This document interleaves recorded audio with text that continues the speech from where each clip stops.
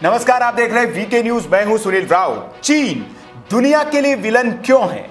चीन को दुनिया के चंद या यूं कहे कि मुट्ठी भर देश ही क्यों पसंद करते हैं और बाकी सब चीन को अपना दुश्मन क्यों मानते हैं? इन सवालों के जवाब आज हम आपको एक एक कर देने की कोशिश करेंगे। आज हमारी इस रिपोर्ट में चीन की दादागिरी, दमनकारी नीति और विस्तारवादी सोच के साथ ही चीन के अंदर के असल उस सच को दिखाएंगे जो चीन अपनी मीडिया के जरिए दबाने की कोशिश करता है। चीन उतना खूबसूरत है नहीं जितना तस्वीरों में दिखाया जाता है। चीन की कुछ शहर ही है जो विकास के पैमाने पर बहुत अच्छे हैं, लेकिन लगभग आधे से ज्यादा चीन गरीब, पिछड़ा और दुर्दशा वाले हालात में है। इसकी वजह भी है क्या, वो भी बताएंगे। और साथ ही इस रिपोर्ट में हम आपको यह भी बताएंगे कि कैसे आने वाले दिनों में चीन 7 टुकड़ों में टूटने वाला है।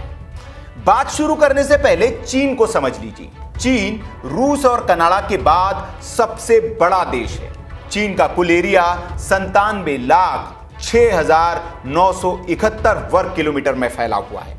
चीन की 22,117 किलोमीटर लंबी सीमा दुनिया के 14 देशों के साथ लगती है। चीन दुनिया का पहला ऐसा देश है जिसकी सीमाएं इतने देशों के साथ मिलती है। और कमाल की बात यह है कि इन सारे देशों के साथ चीन का किसी न किसी तरह का सीमा विवाद चल रहा है। जमीन नहीं तो समंदर में भी चीन ने कई देशों के साथ बैर मोल लिया है। चीन दक्षिणी चीन सागर पर भी अपना हक जताता है। इंडोनेशिया और वियतनाम के बीच पड़ने वाला यह सागर 35 लाख स्क्वायर किलोमीटर में फैला हुआ है। यह सागर इंडोनेशिया, चीन, फिलीपींस, वियतनाम, मलेशिया, ताइवान और ब्रुनेई से घिरा हुआ है। लेकिन सागर पर इंडोनेशिया को छोड़कर बाकी 6 देश अपना दावा कर रहे हैं और इसीलिए यह जगह फिलहाल युद्ध का मैदान भी बनी हुई है। अब आइए चीन के असल चरित्र पर। चीन की सोच में ही कब्जा बसा है। चीन में 1949 में कम्युनिस्ट सरकार बनने के बाद से ही चीन दूसरे देशों, उनके इलाकों पर कब्जा जमाता रहता है। वैसे तो चीन की सीमाएं 14 देशों के साथ ही लगती है, लेकिन एक रिपोर्ट बताती है कि चीन 23 देशों के इलाकों को अपना हिस्सा बताता है। वैसे तो नक्शे पर चीन बहुत बड़ा दिखता है, लेकिन असल में चीन उतना बड़ा है नहीं। चीन के नक्शे में मौजूद 9 ऐसे इलाके हैं जो कभी देश हुआ करते थे या अभी हैं, लेकिन चीन ने इन पर जबरदस्ती कब्जा कर रखा है। यह है पूर्वी तुर्किस्तान, जिसे चीन शिनजियांग कहता है। इसके अलावा तिब्बत, Inner Mongolia, Taiwan, Hong Kong, Macau, Ningxia और गुआंगजी। इन सारे देशों का कुल एरिया 40 लाख वर्ग किलोमीटर से ज्यादा है, जो चीन के कुल एरिया का 45% से भी ज्यादा है। इसके अलावा भी कई देशों की जमीन चीन ने हड़प रखी है, उसके बारे में भी बताएंगे। पहले इन 9 देशों को चीन ने कैसे कब्जाया, इसे संक्षिप्त में समझ लीजिए। पहले बात इनर मंगोलिया की। इनर मंगोलिया वास्तव में मंगोलिया ही है। चीनी शासकों ने अपने राज्यों को मंगोल आक्रमणों से बचाने के लिए चीन की विशाल दीवार का निर्माण कराया था। इसलिए चीन की दीवार के उत्तर में जो कुछ भी है वो मंगोलिया है। 1911 में जब चीन के क्विंग राजवंश का पतन हुआ, तब मंगोलिया ने खुद को आजाद मुल्क घोषित कर दिया और बोग खान, जो कि चंगेज खान का वंशज था, उसके नेतृत्व में एक खानाइट का निर्माण किया।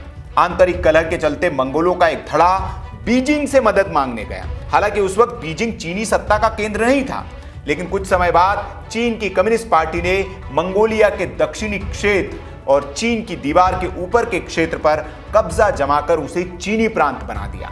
इसका नाम इनर मंगोलिया रखा गया और शहरों से मंगोलों को खदेड़कर वहां पर हेन चीनियों को बसा दिया गया।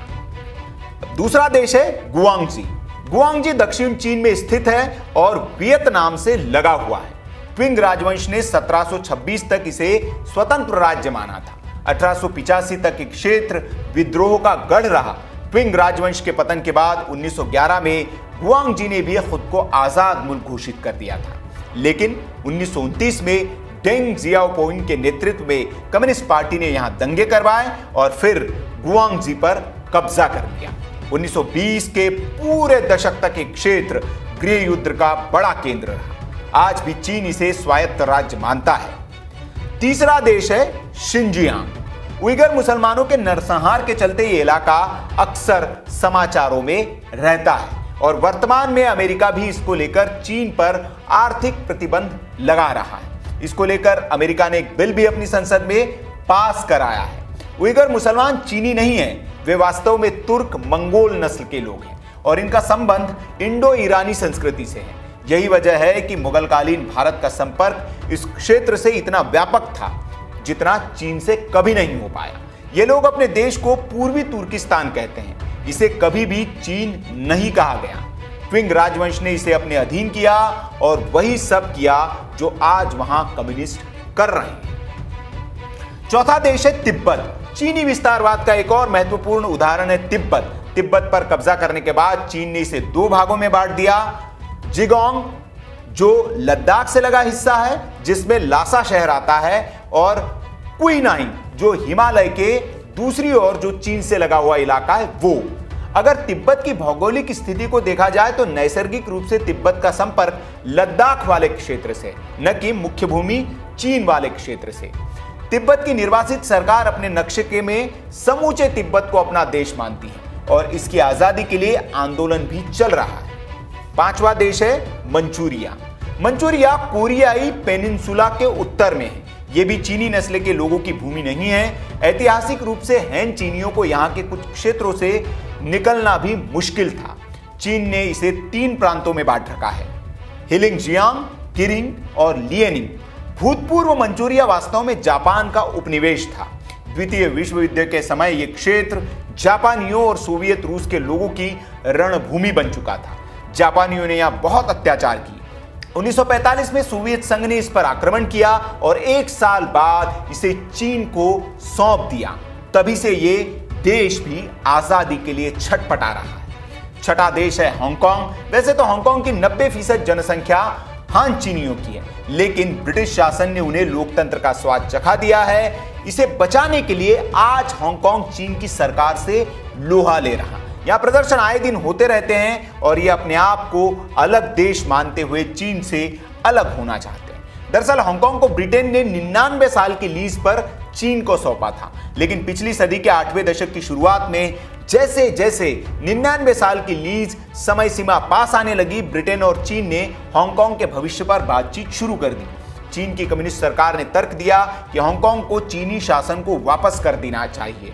दोनों पक्षों ने 1984 में एक सौदा किया कि एक देश दो प्रणाली के सिद्धांत के तहत हांगकांग को 1997 में चीन को सौंप दिया जाएगा। इसका मतलब यह था कि चीन का हिस्सा होने के बाद भी हांगकांग 50 साल के लिए विदेशी और रक्षा मामलों को छोड़कर स्वायत्तता का आनंद लेगा। लेकिन 2014 में हांगकांग ने 79 दिनों तक चले अम्ब्रेला मूवमेंट के बाद लोकतंत्र का समर्थन करने वालों पर चीनी सरकार कार्रवाई करने लगी। विरोध प्रदर्शनों में शामिल लोगों को जेल में डाल दिया गया। आजादी का समर्थन करने वाली एक पार्टी पर प्रतिबंध लगा दिया गया।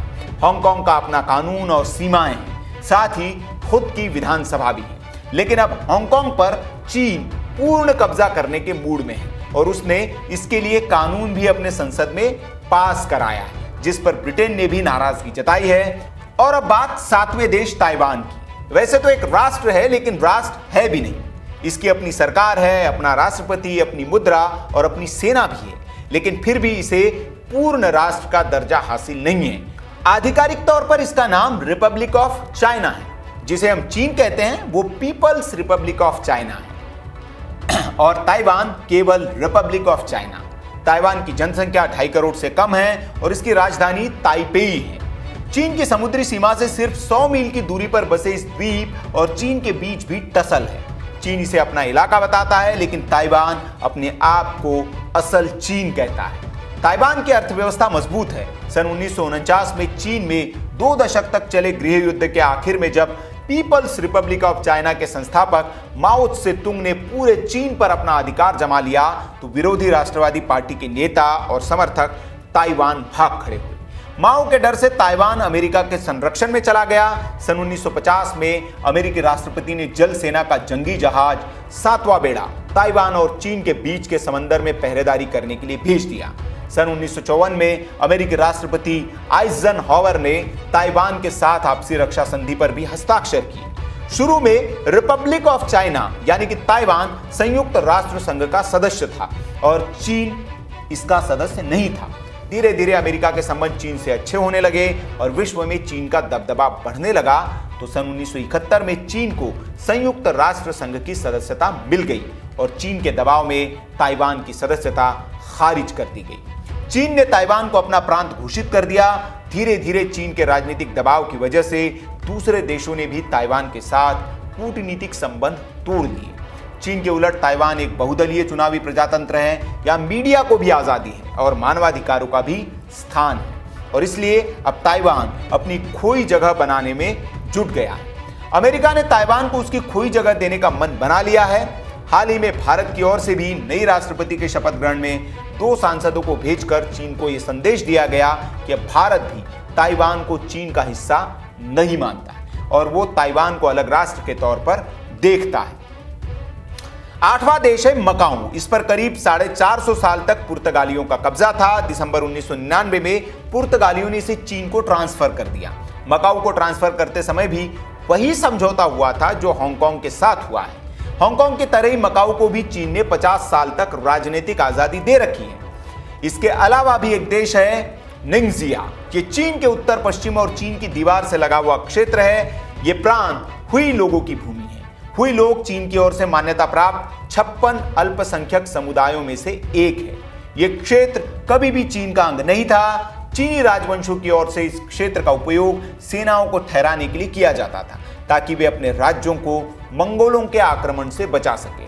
इस क्षेत्र पर कब्जा करने के बाद चीन ने 1954 में इसे अपने चीनी प्रांत गुनशू में मिलाने की कोशिश की, पर इसमें वे नाकाम रहे। इसके बाद 1958 में चीन ने इसे एक अलग स्वायत्त राज्य बना दिया। तो ये रहे 9 वो देश जिनको पूरा का पूरा चीन ने हड़प लिया। लेकिन इसके अलावा उसने पड़ोसी नेपाल की कुछ भूमि पर भी कब्जा कर रखा है। साथ ही भारत की कुल 43,180 स्क्वायर किलोमीटर जमीन पर भी चीन का कब्जा है। लेकिन अब चीन के चढ़ने के दिन खत्म हो चुके हैं। वो जितना चढ़ चुका है अब उसके उतने ही तेजी से गिरने की बारी है। आपको बता दें कि चीन के अंदर की खबरें मीडिया के जरिए बाहर नहीं आ पाती है। सरकार दमनकारी है, इसलिए लोग भी खुलकर नहीं बोल पाते।